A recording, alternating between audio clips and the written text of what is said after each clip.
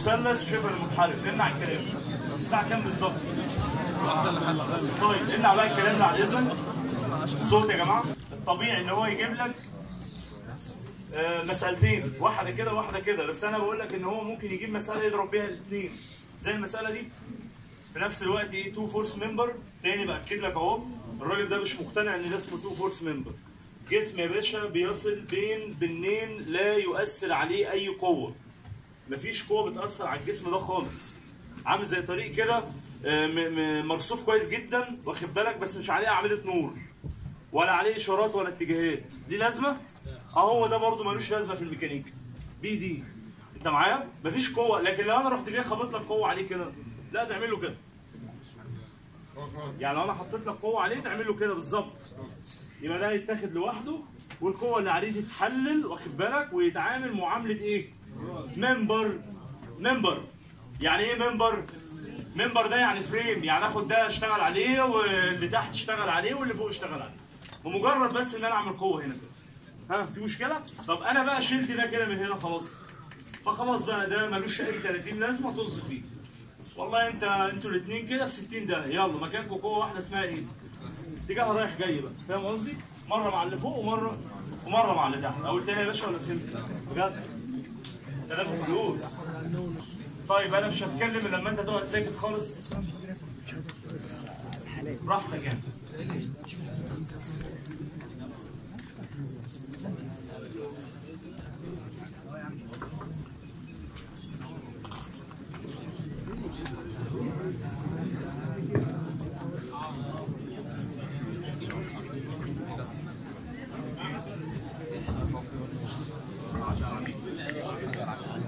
شبه منحرف. ماشي كده الكلام؟ ها الناس اللي واقفه دي اقعدوا. ماشي؟ هتمشي ليه؟ رجلي يلا ذاكر بقى كويس. هنا بقى بيروح جاي مدخلك المساله دي مع الرولر. خلاص يا باشا، خلاص، لان دي مساله هتجيلك في امتحان والفيكسل. امنع الكلام.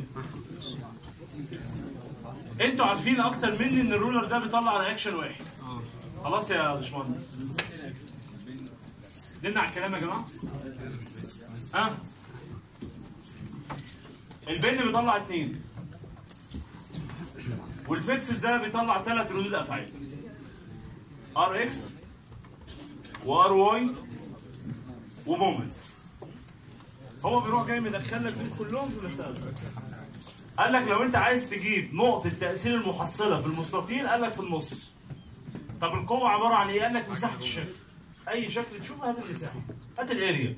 الريكتانجل الطول في العرض، تأثيره في المنتصف. ايه يا باشمهندس؟ ايه يا جماعة في؟ أنا مش عايز أزعل حد مني والله، أنا ممكن أسكتكم غصب عنكم. هو أنا مش عارف أسكتكم يعني؟ امنع عليه الكلام أنت وهو. اللي هيتكلم هطلعه بره. اللي هيتكلم في المايك اهو، اللي هسمع صوته بيتكلم ههزقه واطلعه بره. والله ما بهزر. اللي هيتكلم ههزقه واطلعه بره. مش عايز صوت. ممكن؟ حاجه غريبه، وانا اللي امتحن ولا انت؟ وترجع تقول لي امتحان صعب وزي الزفت، وابو المعيد على ابو الدكتور على ابو مش عارف ايه، يقعد تشتم فينا بقى. يقول لك ده ما قالناش حاجه. ما تركز يا عم معايا يا عم. الله. هنا بقى حاجه غريبه يعني. مش فاهم، كل شويه اقعد ساكتين ولا قاعد في حضانه. هنا بقى ده مستطيل اهو، ركز يا باشا. يبقى احنا قلنا المستطيل ده نقطه تاثيره في النص. يعني لو عندك طريق طوله 100 كيلو متر مثلا، 50 في مشكله؟ يعني لو دي مثلا مدينه نصر ودي الشروق مثلا، وسيادتك بترصف طريق كده مهندس مدني قد الدنيا كده، وقال لك اعمل لنا طريق وقول لنا مقاييسك الهندسيه المضروبه. نقطه التاثير فين؟ قول له في النص طالما ده مستطيل. والا بقى الجسم يحصل له انهيار، ما يبقاش متزن. خلي بالك ده ان ده اسمه ستراكشر اناليسيس. يعني الدرس ده كله اللي هو ده واللي قبله اللي هو الفريمز والتو فورس ممبر، ده اسمه ستراكشر اناليسيس. ستراكشر اناليسيس يعني تحليل انشائي. يعني مدني. هتاخد الكلام ده بالتفصيل الممل بقى ان شاء الله لما تتخصص ان شاء الله يعني. المهم يعني فانت اعرف كده معلومه كده عشان ايه؟ تبقى الدنيا كويسه. عندك مثلث يبقى برضه مساحته طب عندك الشكل العجيب ده قال لك قسمه 2 مستطيل وايه؟ طب هو ممكن يروح جاي جايب لي مساله ازاي بقى الدكتور في المحاضره او في الامتحان؟ مش هيجي بقى يقول لك سمع بقى قوانين، هات كتاب يا ابني، كتاب انا تعبك معايا، معلش انا اسف. بص يا حبيب قلبي، يقول لك مثلا عندي هنا كده عند نقطه ايه فيكس السبورت، وعندك هنا تراينجل مثلث. الصوت يا باشمهندسين يا محترمين، الصوت لو سمحت. وعندي هنا 4 كيلو نيوتن، ده اللي هو زي الطول كده، والقاعده دي 3 متر. مالها يا باشا؟ لا شويه بس كده معلش، شويه 3 متر، ركز يا معايا يا بيه. وعندي القوه دي 2 كيلو نيوتن، والبعد العمودي ده 1 بوينت هاف، وقال لك ان الحته اللي بره دي 1 بوينت هاف. والسؤال بقى بيقول لك فايند اول رياكشنز وسكت. طيب اولا ده كده فيكسد. واحد يقول لي اعرفه ازاي يعني؟ بيبقى جسم كده يا جماعه، جسم مهشر، يبقى كده بيسموه جسم مهشر او حيطه كده. طبعا البن شكله مميز قوي، نقطه في مثلث كده والرولر بليه كده. فعشان ما حدش يقول لي اعرفهم ازاي، اهو شكلهم واضح، في مشكله؟ وهو في نعم خلاص هيقول يعني لو قال لك اد ذا فيكس سبورت يبقى خلاص انت عرفت هنا ان في كام رد فعل؟ في 3، اي اكس واي واي ومين يا جماعه؟ ومومنت يا باشا اهو العزم. احنا متفقين ان ده مثلث قائم، انا شغال على رايت انجل تراينجل، يعني مثلث قائم الزاويه. يبقى في فورس بتاعته اللي هي عباره عن مساحته نص طول القاعده في الارتفاع، يبقى نص في 4 ب2 في 3 يبقى كام يا جماعه كله؟ يبقى 6. يبقى انا عندي قوه هنا 6. طب التأثير قال لك التلتين من الرأس والتلت من القاعده. التلتين من الرأس والتلت من القاعده. التلتين من الرأس، شوف بتكلم تاني اهو، التلتين من الرأس تقول لي يا سنه في الامتحان اتلخبطت، هيديك 0. لو انت عكست تاخد 0 معايا. واحد يقول لي ده مش فارقه ده رقم يعني، لا مش رقم. هو بيحسبها ازاي بقى؟ بيقول لك كده لو انت عكست كده الجسم مش متزن، يبقى انت مش فاهم ميكانيكا. هو الدكتور بيفكر كده، انت معايا ولا لا؟ فانا هنا يا جماعه تلتين المسافه دي كام؟ تلتين الثلاثه كام؟ 2. وتلت الثلاثه كام؟ 1. طب الحته اللي قبل المثلث دي كام؟ قايل لك 1.5. والقوه دي كام؟ 2. والحته اللي قبلها كام؟ وسكت خلاص انتهى الحوار. ابص انا بقى عندي كام هنا بقى، مش فريمز بقى. هنا انا هشتغل مره واحده سيجما، اروح جاي قايل له سيجما الاف اكس ب0، وارجع اقول له سيجما الاف واي ب0. اوكي يا باشمهندسين؟ وارجع اقول له سيجما المومنت عند النقطه اللي عندها مجاهيل اكتر ب0. ابص بقى اي اكس واي واي ما لهمش مومنت. الباشا ده معانا المومنت عند ايه؟ المومنت واخد بالك؟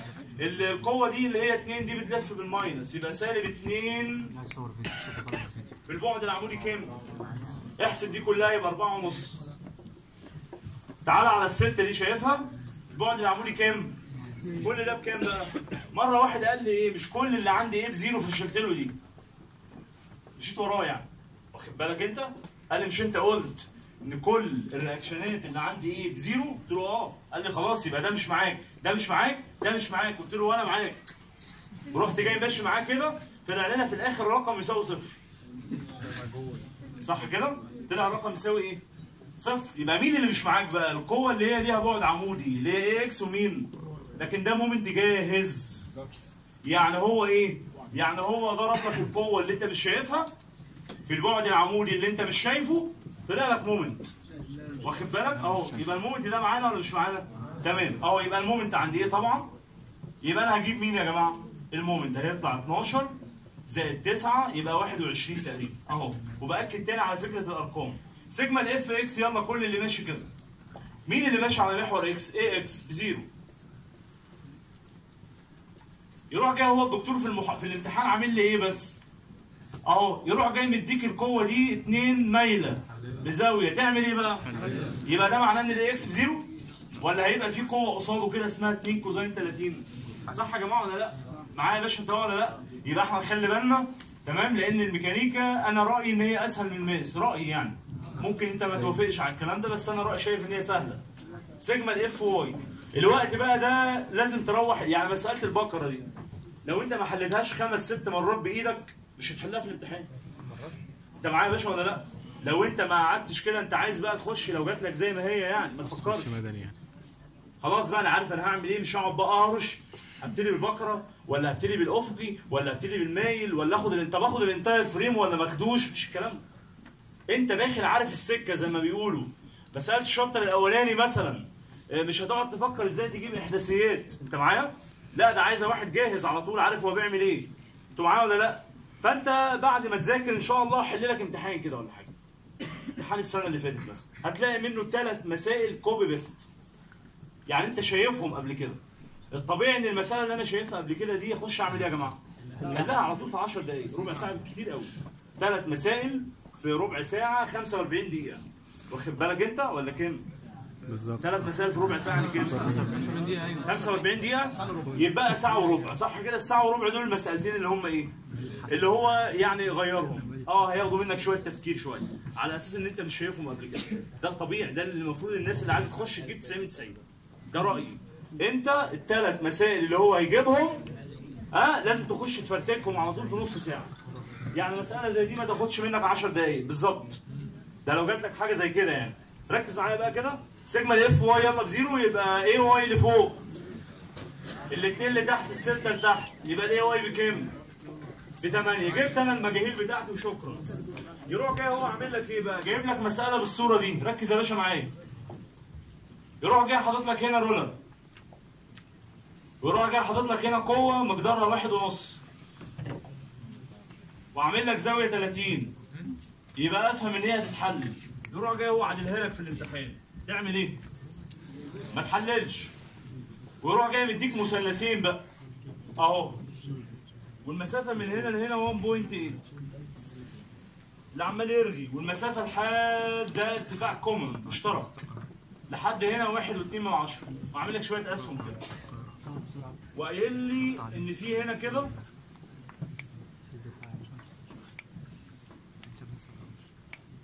في بن هنا كده مركب لك بن في المثلث ده. بن عند ايه؟ مسمار. والحته اللي قبل المسمار دي 6/10.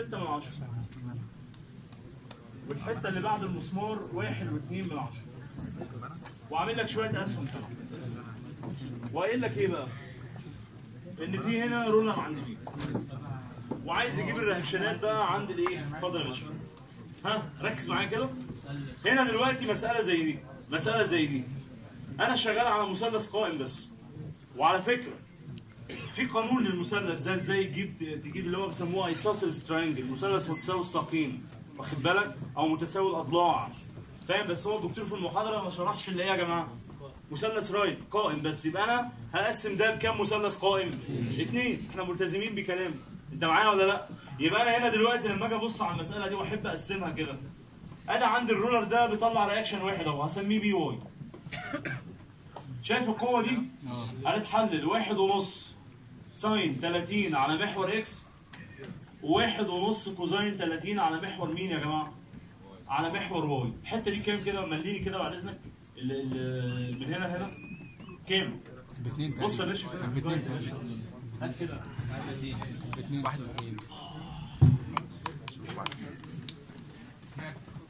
1.2. يبقى الحته دي 1 بوينت. خلاص ركز معايا كده. خلي الكتاب ده معايا. ومعلش المسافه من هنا لهنا هو قايل لي ان هي 1.8. شايف المثلث ده؟ الارتفاع ده هو مديوني في المساله 2 كومن. يبقى لو انا عايز اجيب مساحه المثلث الاولاني اللي هي الاف 1، ركز معايا كده. هيبقى نص يا جماعه في 2 في 1.2. يعني 1.2. طيب شايف القاعده بتاعته كام؟ طيب دي تمثل الراس وده يمثل القاعده. ده يمثل الراس وده يمثل القاعده. يبقى التلتين يمين والتلت ايه يا جماعه؟ طيب تلتين ال1.2 كام؟ 8/10. يبقى الحته دي 0.8 والتلت كام يا جماعه؟ 0.4. يبقى انا كده قسمت المثلث الاولاني. طيب تعالى على المثلث الثاني برضه. المثلث الثاني هو قايل لي من هنا لهنا كام؟ 6/10. هو قايل لك بقسمها لك لوحده. والحته اللي ورا دي كام؟ 1.2. واحد يقول لي انت ما قسمتهاش ليه؟ هقول لك ليه. طيب هات لي قوه المثلث الاولاني اللي هي هتبقى برضو كام؟ نص في 2 بس في كام بقى؟ في 1.8. لان قاعدته 6/10 زائد 1.2 يبقى كام يا جماعه؟ تمام. وخلي بالك بقى لازم اي حمل اللود هيبقى لتحت. يعني اللي هيعمل لي الاف 1 والاف 2 دي لفوق هيبقى حمار. انا لو عملتها ابقى انا راجل حمار ما بفهمش. عارف ليه؟ لان ده وزن يا باشا، وزن بيأثر على الجسم، ده معناه وزنه ليه؟ ها؟ عارف لو هو رياكشن انا حر. ايه رولر بين اتجاهك رايح جاي زي ما انت عايز، لكن ده حمل، ده لود، ده وزن، لازم الاتجاه يكون ايه؟ لتحت. اللهم اني بلغت. عشان بس في الامتحان ممكن انت تعمل السهم كده لفوق وتبقى حالل وارقامك تمام و100 100 وتاخد احلى زيرو على طول. عارف امتى السهم يبقى لفوق؟ لو انا عامل لك كده بص،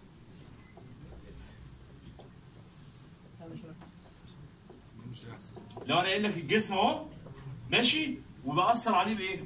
بقوه من تحت كده، الحمل اتجاهه فين؟ لفوق. لو عمل لك الشيء ده لو جالك يعني في الامتحان حاجه زي كده. المهم يعني البن ده يا باشا طالما جاي في قلب الشكل يبقى ده معناه ان القوتين منطبقين على بعض. كلامي واضح؟ طالما البن جاي في قلب المثلث يبقى قوة المثلث وقوة البن منطبقين على بعض ولكن في اتجاه مختلف. اف 1 اتجاه لتحت لكن الاي واي اتجاهه ايه يا جماعة؟ لفوق. في مشكلة؟ تمام. يبقى انا باكد تاني اهو، او اي مسألة اول ما يجي لك رولر او بن او فيكسد في قلب اي شكل هندسي حط الاثنين على لاين واحد وريح دماغك. طب ليها حل تاني؟ ليها حل تاني بس ده اسهل. انتوا معايا يا جماعة؟ في مشكلة في الحوار؟ بص على المسألة بقى كده بعد ما عملنا الرغي ده كله. في كام قوة قدامك؟ ايه اكس معرفوش، ايه واي معرفوش، وبي واي ماله؟ معرفوش. 3. يبقى هجيبهم من الكام معادلة اللي عندنا؟ من الثلاثة اللي هو السيجما المومنت عند مين بقى؟ سيجما المومنت عند مين؟ عند الايه بزيرو. يبقى مين اللي ملوش مومنت؟ كل اللي بيمر بايه؟ ايه اكس 1.8 ايه عرفت انا ليه عملتهم على خط واحد؟ عشان اخلص منهم، فاهم قصدي؟ ايه اكس 1.8 ايه واي 1.5 ساين. مين اللي ليه بقى؟ 1.2 ومين يا جماعه؟ وال1.5 كوزين 30. تروح جوه في الامتحان قايل لك خد بالك ان في مومنت جاهز. تعمل ايه؟ خده معاك. لو انا قلت لك ان في مومنت جاهز والبي واي طبعا يبقى البي واي بتلف بايه بقى؟ بالموجب طبعا. احسب بقى دي كلها كام دي؟ 3 8 4 و2 4 و6 كام يا جماعه دي؟ متأكد؟ شور؟ 4 و8 على مسؤوليته. على مسؤوليته. سالب 1.5 كوزين 30. البعد العمودي كام؟ 3 و6؟ يبقى احسب انت بقى جمع. 1.2 البعد العمودي كام؟ طبعا النقطة ايه عشان ما حدش يقول لي الايه فين؟ الايه هنا. واحد. دي حاجة تانية؟ يبقى كل ده بكام؟ هتجيب من هنا مين بقى؟ البي واي. ارجع اقول له سيجما الاف اكس بزيرو. الصوت يا جماعة لو سمحتوا. مش عايز اي صوت. هنا عليك الكلام انت وهو. سيجما الاف اكس يبقى ايه اكس؟ ماينس 1.5 ساين 30. يبقى ايه اكس سالب 1.5 ساين 30. كل ده بكام يا جماعة؟ هتجيب لي من هنا مين؟ الاي اكس. طيب سيجما الاف واي بقى يلا. سيجما الاف واي اي حاجة ماشية لفوق. يبقى انا عندي مين اللي ماشي لفوق؟ اي واي لفوق. ال 1.8 ال 1.2 اللي تحت يبقى اي واي ناقص 3 ناقص 1.5 كوزين اهو اي واي ماينس 3 ماينس 1.5 كوزين 30 بلس بي واي. كل ده ايكوال مين بقى؟ طبعا سيادتك جايب من هنا مين؟ بي واي. يسمع هنا يجيب لي مين يا جماعه؟ اي واي. في مشكله عندك كام واحد فاهم المساله دي؟ كام واحد فاهمها؟ اقولها تاني باكد تاني. اي شكل اي من اي رولر في قلب اي شكل يا جماعه يبقى الاثنين على لاين واحد. عايز اقول بس حاجه مهمه معلش. ايه بقى التاتشات؟ ان هو يروح جاي شايل لك البن ده من هنا يا معلم حاططه لك هنا. بقت المساله اسهل. بس بالنسبه للي حافظ اصعب. واخد بالك؟ يروح جاي بقى عامل لك كمان بن هنا كده. ينفع؟ ينفع يديني بنين في مساله واحده؟ عادي. برافو عليك. عارف بقى اعمل ايه؟ اروح جاي مسمي لك النقطه دي مثلا سي. ركز معايا. ركز عشان في مفاجاه. وتقلب فريم. تقلب ايه يا معلم؟ فريم. تروح جاي واخد الاي سي لوحده والسي بي مين؟ اللي هو ده دي الشقاوه بقى. لو هو بقى عايز يلبك هيعمل لك كده بالظبط. يروح جاي مديك هنا بن وهنا بن وعشان يبقى الكلام منطقي هنا رولر.